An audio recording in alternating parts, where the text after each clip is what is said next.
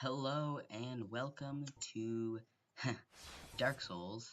I'm actually doing the voice recording for this separately from the video recording, and the reason for that is quite simply my audio came out way too quiet, so you couldn't really understand what I was saying. So I'll have to make do with some post-production audio. Hopefully it will all work out. I'm going to try to get my microphone to be louder in the future. So here we are in the Undeadburg. This is where we ended off. I decided to go through the white light and see what was onward. I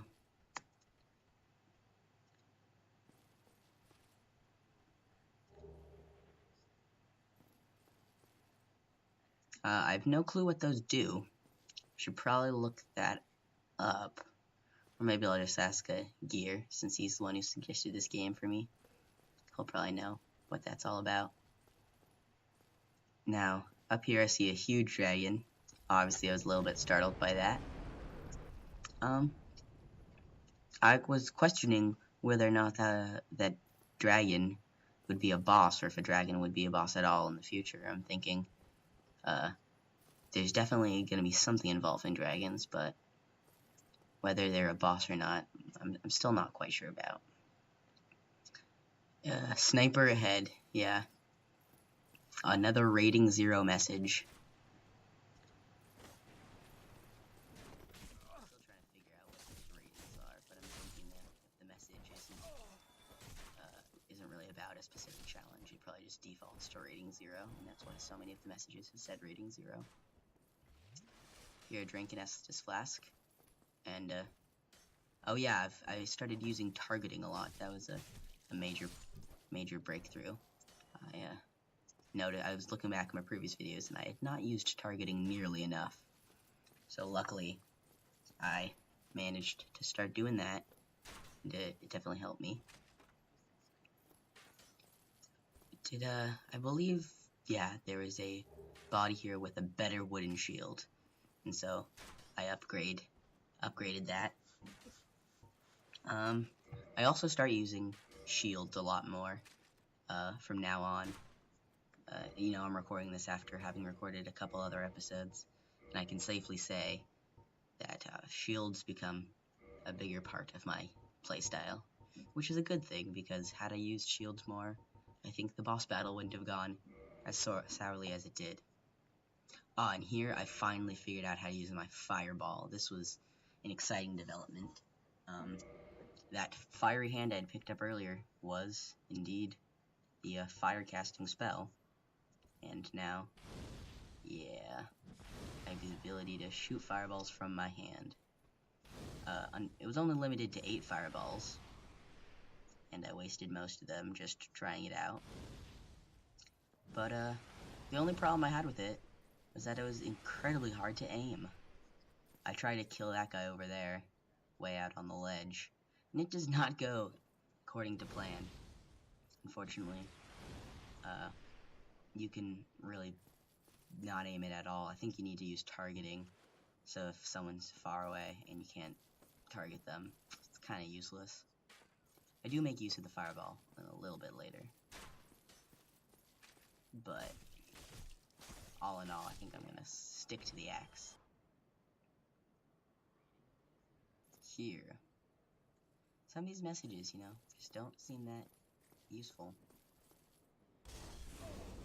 And kaboom. I'm lucky I did not die there. There's a couple times he get pretty close to death when I review the footage. There's a lot more luck that goes into this than I'm thinking when I'm just playing it.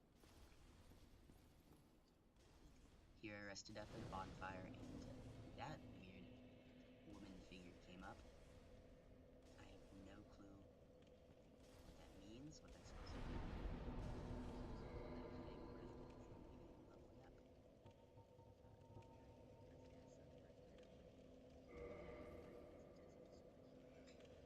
Okay, so I finally got up, started breaking some crates. I don't know why. I think that's just a habit I have. I've never found anything interesting in the crates, but I break them open anyways. I accidentally sit at the bonfire again. I swing my axe at a couple more crates again. And that weird ghost thing shows up in the background.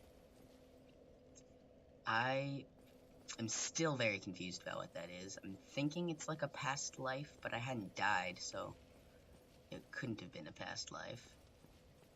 Oh, and we returned to our old friend, the broken staircase, which, after many different experimentations, I finally determined you cannot go up broken staircases, and they're broken for a reason. This here's when I made the discovery that kindling at a fireplace restocks all the enemies, and that's when I realized I could soul farm, which is, you know, kill some enemies, go heal up, come back to where the enemies respawn, heal up, again and again and again. And so I do that in a little bit, but first I continue on.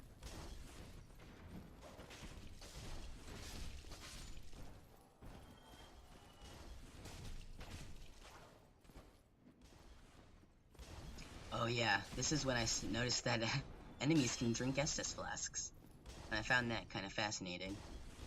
I mean, it makes sense, since they're hollow too, they're kind of just like me. Of course, drinking Estus flasks would heal them, but seeing it was very interesting.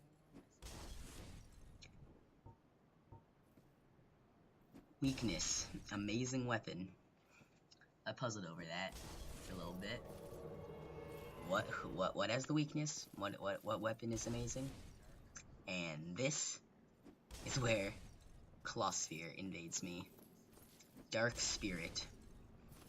Needless to say, I was kind of terrified when I saw this weird red glowing dark spirit invade, making all these gestures at me. It took me a while to remember which key brought up the gestures. I tried Q or something, and I finally realized it was G, so I waved back at him. Invited him to come closer, assuming that he'd probably kill me. And I didn't want that, but I didn't think it was avoidable either. And what happened next was a little bit shocking. He waves at me a little bit more, walks away, and he has dropped me a gift. Although I don't think I noticed for another couple seconds. Yep, I begin to walk away until I notice he dropped me a gift. So I check the bag. Twin Humanities. I have no clue what Twin Humanities do. My best guess is that they're like, you know, double humanities. They work like as if they were two humanities. I bow, because I'm very surprised at this point. I thought I was gonna get killed by this invader. But he was pretty nice. He bows back. I drink an Estus flask. He points at me. I, jump for joy. And, points at me again, and now I'm on my way. End of that little encounter. So that was my first time being invaded, and it was not as bad as I thought it would be. The only problem is, this is when my screen glitched out, and I could not exit out of this little window. And luckily, that's how I found out that my audio had the problem, and managed to switch to a better system. So this is actually the only segment of recording that I'll have to do a post-production audio on. Everything else does have correct audio. So, you know, that's it. This is hopefully going to be the only episode where I'm forced to record afterwards, but some interesting stuff happened, so I definitely didn't want to scrap the footage. Next episode should feature a lot more progression in the Undead Burg, and, you know, maybe a little bit more gameplay. But until then, see you guys.